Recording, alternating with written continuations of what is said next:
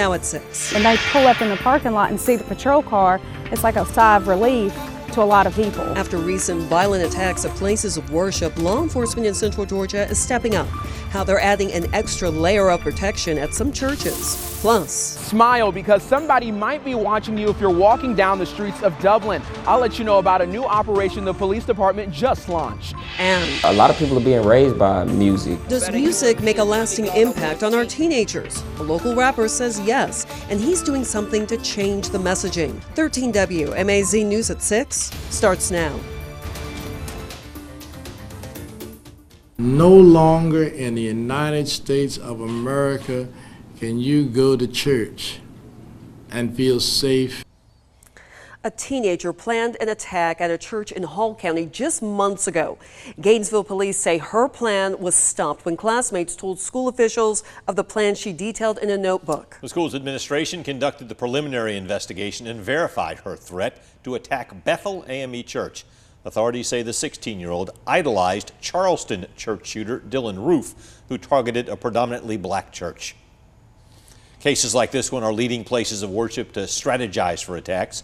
And now Central Georgia law enforcement agencies are trying to help keep them safe. Some sheriffs are allowing deputies to take their cruisers to church to try and ward off would-be attackers. In our 13 WMAZ poll, we want to know if you would want a visible security presence at your place of worship. Let us know on our app or online at 13WMAZ.com/vote. Chelsea Bimeford talked to one Central Georgia Sheriff's Office about their initiative.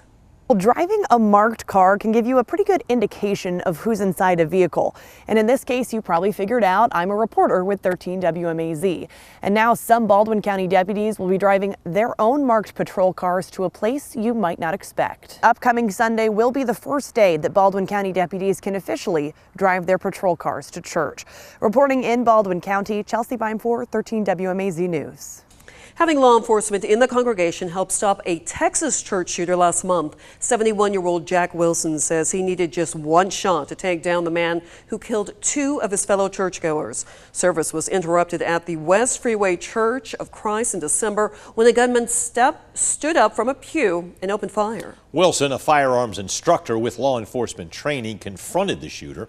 Wilson is head of the church's security team, something State Representative Rick Williams urges every place of worship to start thinking about.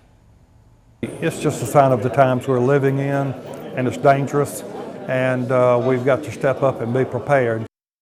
Williams says the goal is to be proactive, not reactive. That's why in November, Northridge Christian Church Auditorium was filled with pastors, deacons, and people in the community who want to know what steps to take in case there is ever an active shooting at their church. Some suggestions at that training, including forming a security and safety team.